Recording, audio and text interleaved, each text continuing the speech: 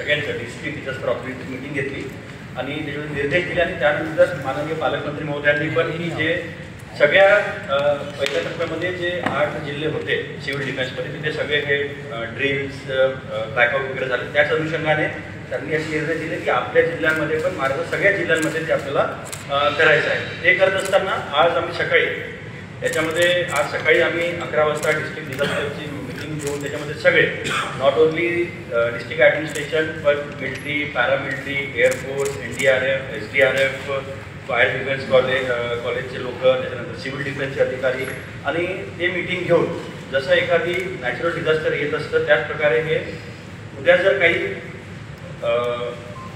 जे आपण बघत आहोत ड्रोनचं आहे काही पण सेन्सिटिव्ह इश्यू जर झाला तर त्याच्यासाठी प्रिपरेशन आपलं पूर्ण असायला हवं. त्या अनुषंगाने सगळ्या जे 12-13 महत्त्वाचे डिपार्टमेंट आहेत, मेडिकल एज्युकेशन, हेल्थ, त्याच्यानंतर सप्लाईज, फूड्स सगळं, आणि त्याच्यामध्ये आम्ही हे सांगितलं की काय कोणत्या डिपार्टमेंटला काय काय करावं लागणार आहे. आणि त्याच्यामध्ये एक इम्पॉर्टंट गोष्ट होती जे माननीय मुख्यमंत्री महोदयांनी, चीफ सेक्रेटरी महोदयांनी आणि पालकमंत्र्यांनी सांगितली की आपल्याला मॉक ड्रिलसुद्धा त्याच्यामध्ये करायचं आहे. त्याच्यानंतर सायरनचं आपण जे ऐकतात TV मध्ये की सायरनचंही आपल्याला कन्सेप्ट आणायचं आहे. त्याच्यामुळे डिझास्टर डिपार्टमेंटनी सगळं आपल्याला त्याच्यामध्ये मदत करत आहेत.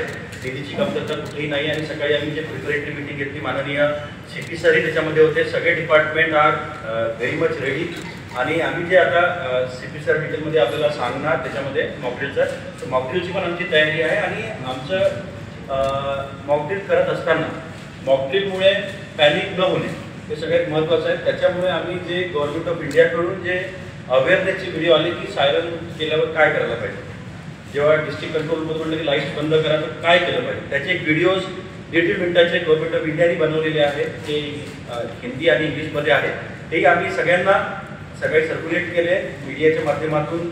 सगळ्यांना नागरिकांकडे जाऊन द्या जेणेकरून जेव्हा CP सर आणि आम्ही सांगू की या कॉलनीमध्ये या एरियामध्ये आम्ही मॉकड्रिल घेणार आहे तर तिथे लोकांना माहिती असलं पाहिजे की कलेक्टर सरांनी किंवा CP सरांनी एक गोष्ट सांगितलं आम्हाला काय करायचं आहे. तर सायरन वाजल्यावर तुम्हाला टेबल खाली जायचं आहे, आपण बेड खाली जातो, भिंतीला साईडला उभं राहतो, जे डायरेक्शन्स आहेत ते लोकांना माहीत झालं पाहिजे. ते छोटे व्हिडिओज आहेत ते आम्ही ऑलरेडी मी सांगितलं आहे की डिझास्टर डिपार्टमेंटच्या मार्फत की ते मीडियाला द्या.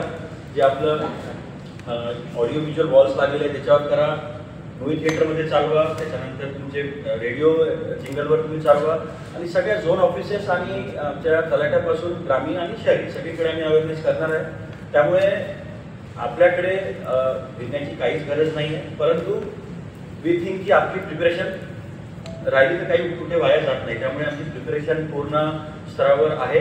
आता मी CP सरांना विनंती करतो की त्यांनी ते आपलं मॉकड्रिल त्याच्यानंतर सायरनच्या बाबतीवर ते आपल्याला मार्गदर्शन करेल. धन्यवाद.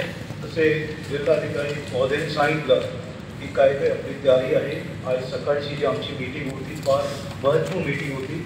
त्या मीटिंगमध्ये प्रेझेंटेशन दाखवली, सिव्हिल डिफेन्सचे अधिकारी होते त्यांनी, आणि ते कसे आपली पुढची कारवाई राहणार आहे ते आम्ही सगळ्या सकाळी डिस्कस केलेलं आहे. आणि सगळे जे डिपार्टमेंट्स आहेत त्यांचे कोण नोडल ऑफिसर आहेत त्यांची लिस्ट असो किंवा हॉस्पिटल ही सगळी आता मी रिपीट करत नाही, परंतु हे सगळी आमची चर्चा विस्तृत याची झालेली आहे.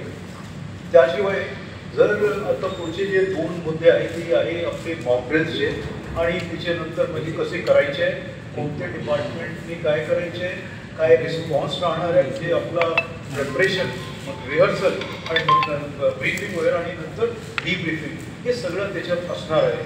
मग ही जे आहे जास्तीत जास्त लोकांपर्यंत आपण कसे जे फॉर्मॅलिटीज आहेत त्याची काय काय करायचे ते कसे पोहोचतील यासाठी आमची चर्चा झालेली आहे. सोशल मीडियावरही आमची वॉच आहे की सोशल मीडियावर जे र्युमर्स पसरवतात लोक ते फार स्ट्रिक्टली आम्ही घेतो आहे.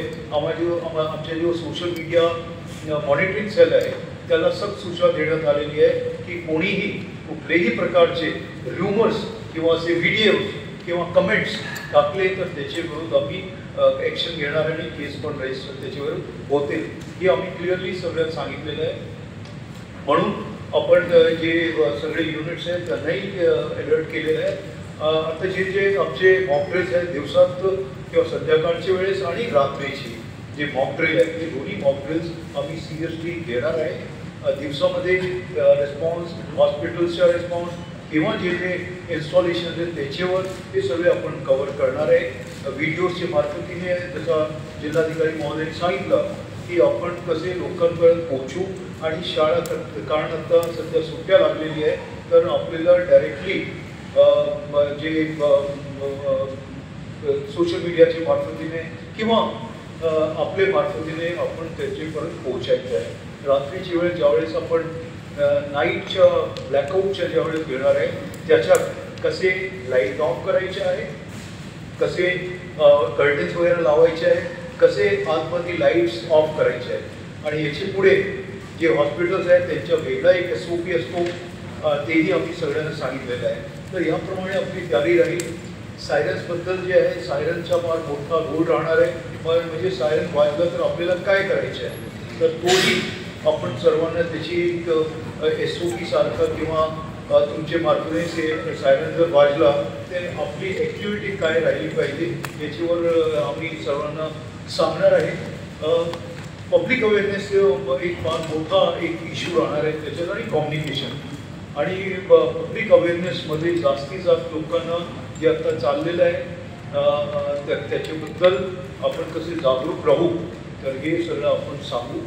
एवढं मला सांगायचं होतं. आणि जे प्रोक्युरमेंट वगैरे करायचे डिझास्टर मॅनेजमेंट कमिटी जे आहे त्याचे हेड जिल्हा अधिकारी आहे तर ते त्याच्याबद्दल पुढची कारवाई करतीलच. परंतु आम्ही सगळे जे डिपार्टमेंट्स आहे सेम पेजवर आहे. आज सकाळी पण आम्ही 5 झोन्समध्ये सकाळची वेळेस जवळपास 2:15 वाजता आम्ही एक ड्रिल्स घेतलेली आहे. आपला रिस्पॉन्स घेतला आहे ते आपण सांगूनच केलेलं आहे परंतु व्हेनिटाईज त्याला केलेलं आहे.